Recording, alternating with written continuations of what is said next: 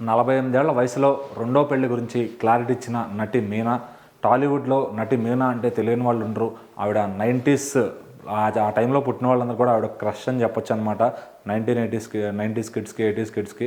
మరి ఆవిడ వెంకటేష్ గారితో కానీ చిరంజీవి గారితో కానీ చాలా మంచి మంచి సినిమాలు చేసి ఆ టైంలో అందరినీ కూడా ఒక మంచి స్టార్ హీరోయిన్గా గుర్తింపు తెచ్చుకున్నారనమాట.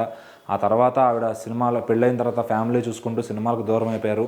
అయితే కొంతకాలం క్రితం ఆమె భర్త చనిపోతే అప్పటి నుంచి ఆవిడ పిల్లలను చూసుకుంటూ ఉన్నారనమాట.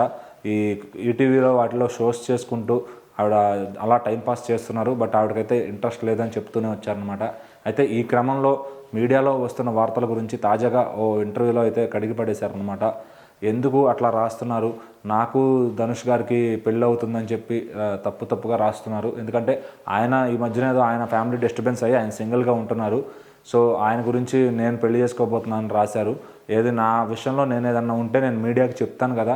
నా వరకు నా ఫ్యామిలీ గురించి నా గురించి అందరికీ, నా చుట్టూ ఉన్న వాళ్ళందరికీ తెలుసు. నేను అట్లాంటి డెసిషన్స్ నేను తీసుకోను. ఎందుకంటే ఇప్పుడు వేరే ఖాళీగా ఎవరున్నా కూడా మీరు రాసేస్తారా ఆ హీరోలతో సంబంధాలు ఉన్నాయని చెప్పి. సో ఒక ఫోటో ఆధారంగా చేసుకుని మీరు ఇట్లా రాసేస్తారా అని చెప్పి ఆవిడైతే ఫుల్గా మీడియా మీద కడిగి పడేశారనమాట. సో మరి మీనా గారు అయితే క్లారిటీ ఇచ్చారు. నాకు అలాంటి పెళ్లి చేసుకునే ఉద్దేశం ఏమీ లేదు. నా పిల్లల జీవితం చక్కగా దిద్దుకుని నేను నా పాపని మంచి భవిష్యత్తు ఇవ్వాలని చూస్తాను, అంతే తప్ప నాకు వేరే ఎటువంటి ఆశలు లేవు అని చెప్పి.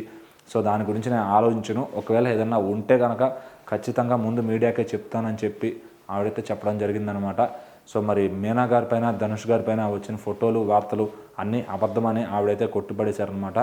మరి మీనా గారు నెక్స్ట్ ఏ స్టెప్ తీసుకోబోతున్నారు, ఇంకా వచ్చే రూమర్స్ని ఆవిడ ఎలా తట్టుకొని ఇంకెలా సమర్థించుకుంటారనేది నెక్స్ట్ ఏమన్నా ఆవిడకి ఇంటర్వ్యూలు ఇస్తే చూడాలన్నమాట.